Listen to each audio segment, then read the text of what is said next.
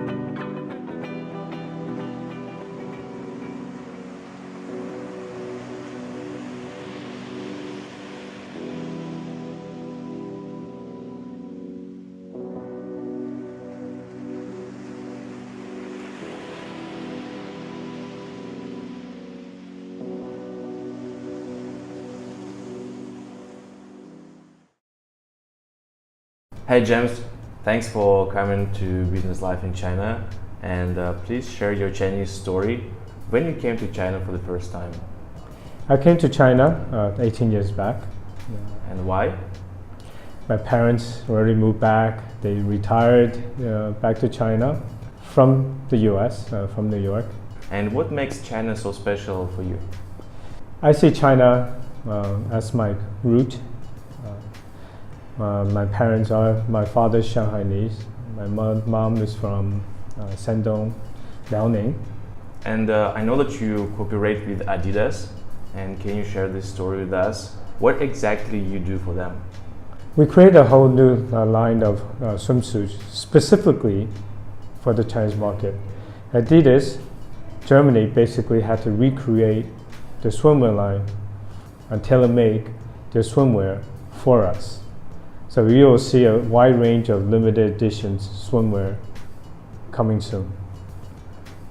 Adidas is a huge company. How you reached out to them?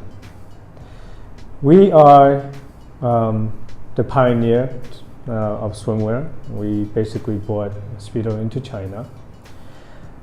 Back in 2007, we launched Speedo before the Olympics. We brought Speedo into the Olympics. The entire swim federation, swim team, Olympic team wore Speedo. We put Speedo into a household name. Basically,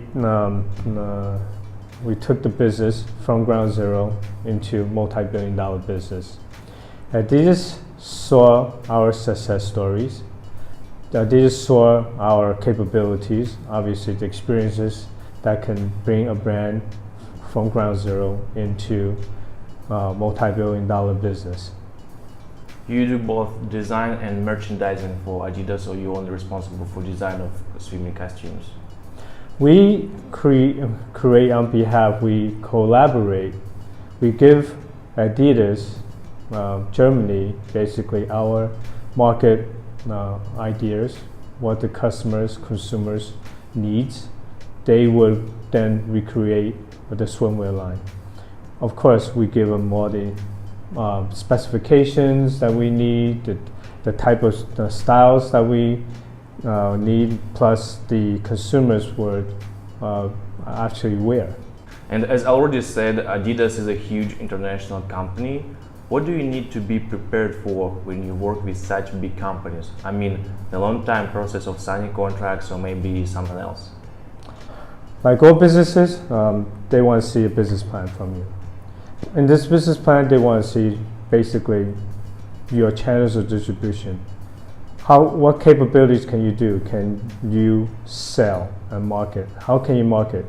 And they want to see your sports marketing background. Are you connected with the Swim Federation? Are you connected with the swim clubs?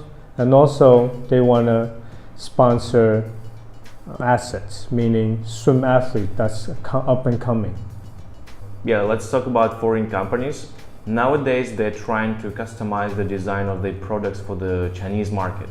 How they need to create a catchy, attractive product for the Chinese market? The Chinese market is finicky. Basically, the taste level is ever changing. We just have to adapt into the change level. It's the swimwear business is still relatively a very conservative business where there's not a lot of changes, but except for the colors, patterns, and so forth. The silhouettes, the style itself does not change that much. But Adidas and us, we're reinventing a different swimwear line.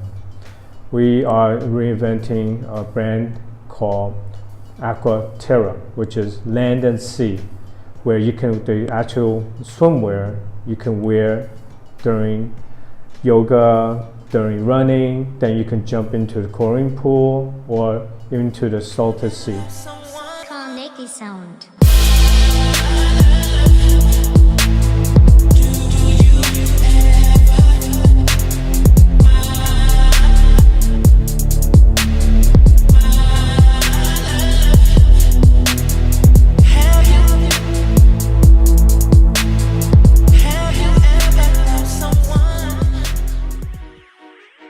Hi everyone, today we have Sean here. Sean has a VR startup. You came from Canada to Shanghai, right? Yeah, so our company was based in Vancouver and we got accepted into China Accelerate, part of SOSV. That's why we came to Shanghai at the end of August. So you work for the Canadian and the Chinese market, right? Yeah, so we're trying to leverage our resources to actually get insight into the Chinese market and hopefully expand into the Chinese market. Yeah, cool. Okay, let's hear about your product. Let's go. Product. So what we do at Morfus is our software turns any 2D or 3D architectural floor plans and designs into immersive mobile walkthrough experience. So you can literally walk through any 3D model and the space does not have to be existent. So if you see here, you just slide your phone in and you can visualize any pre-conceptual space right on your mobile phone anywhere around the world, anytime. Cool. Yeah, I guess we could. Okay, consumer. So target audience right now is architect, interior designer, anyone working with 3D model, or real estate developer especially. They have to articulate their designs within the departments. They even outsource their work to architects. And a lot of times they even deal with their end consumer. So their end consumer or investors in, for example, a lot of property really need to get a good idea about what the space is going to look like. And our software actually caters to that by helping them communicate better. Market size. Market size. So in 2015, $36 billion was spent on architectural planning. And actually a large amount of that actually goes to pre-planning stage. Wow. So what we do at Morfus is we help tackle that market size by helping them solve a pain. So in the United States alone, it was about $4.5 billion each year is spent on architectural planning and construction expenses. Cool. Yeah. And hopefully for the Chinese market, it's going to be bigger. Uniqueness. How are we unique? Very simple. VR companies that are doing what we're doing right now with 3D walkthrough with 6 degrees of freedom are only able to do on PC VR platform like Vive or Oculus. Whereas other mobile VR companies, due to graphical limitations, they're only able to do 360 or panoramic. So from a user experience, you're only going from point A to point B without actually physically walking through the model. Whereas with us, we have 6 degrees of freedom. Cool. Your business model. Business model right now, we're doing partnership with large companies, trying to position our software as a communication tool between departments, especially in the pre-planning and design stage before the marketing to the outside. And we're also working with contract-based level work with enterprise level clients. But right now, we're trying to develop a self-serve web app called Stageboard so that the architect themselves, smaller firm or medium firm, can actually upload 3D models with us. Financial performance. So since 2016 in June we started, we accumulated about $280,000 to $300,000 in terms of revenue sale. Now, a large amount of that went back into R&D, and we're looking at around another $100,000 coming up in the pipeline as well. But our goal is to actually get user on Stageboard so we can scale exponentially, reaching about 2.3 monthly recurring revenue by the end of next year. Cool. Your team. So I have 2 other co-founders. Unfortunately, they're not here, so it's just me. Avi, he's my CTO. He has many years in Android software development. Albert, he's my operation and finance. He used to do business management. And both of us, all of them went together when I was working at TELUS. I did enterprise level sales. I was their sales manager. And we have a lot of years working on and off, about 4 or 5 years doing sales and marketing. Investments before. So good news is that we actually don't have any outside investment. We're raising $1 million right now. Most of that goes towards R&D and marketing efforts, BD in China. But we haven't received any outside capital besides SOSV China Accelerator. So other than that, we bootstrapped so far to get to this point, which is pretty hard, but it's a grind, startup grind. Boom, yeah, you made it. Okay, you will have the contact information of Sean. Contact him if you like his idea. And Sean, thanks for your time and coming here. All right, thank you very much, Simon. Yeah, thank you for your time. There is one phrase, the rise of the Chinese designers. How do you think, is it true or a myth? It's definitely true. The rise of Asian designers are continuous. It's not new.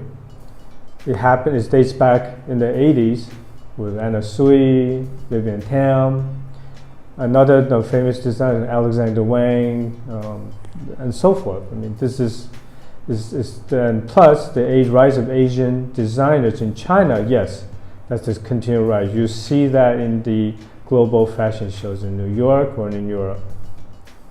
Retail in China. Let's talk about retail because you are also doing this for the Adidas, right? Yes. So retail in China, what are the best ways for some overseas companies to reach end-use customers here? Retail China, I would say, it's a tough business, like all businesses, but it's getting tougher because online channels are taking over. The growth pattern also you see are the online businesses, now rapidly shifting from retail because retail does not offer the brand awareness as quick as online these days. So the shift is towards online again. The best platform obviously is Tmall to raise your brand awareness. That's the quickest way to launch your brand. Only if Tmall accept you as a brand. What about other channels like JD or others? So Tmall you think is the best? For brand management, for starters, work with Tmall. JD, if you have inventory, excess inventory, if you have a VIP shop, yes. If you have excess inventory, yes. Those are online channels you can consider. But I would launch on Tmall first for the brand management and also to create brand awareness. What about Chinese consumers 5 or 10 years ago and today? How have their tastes and purchasing power changed, and what are the future trends? Well, that's the growth of the economy and the growth of the new wealth. The millennials are changing the purchasing patterns. 10 years ago, we didn't have the millennials. They're still infant stages. So, that time, obviously, we see the WTO just opened up. WTO basically gave the opportunity to increase brands coming into China. That's how the brands are evolving from luxury into the mass market, which is the disposable fashion brands like the Uniqlo, the Zara's, and H&M's. What is your most important piece of advice on entering the Chinese market? I would say research, do your due diligence, like It has been repeated over and over again. I think it's the people that the brands that want to come in, you really have to understand your customer and also need to be here for the long term. Be prepared. Not all brands succeed. Not all brands are willing to take the risk, but of course there's the reward at the end, where there's once you see the consumer needs, there's a consumer need for your product, then you should by all means have to take the risk and take the opportunity to enter China.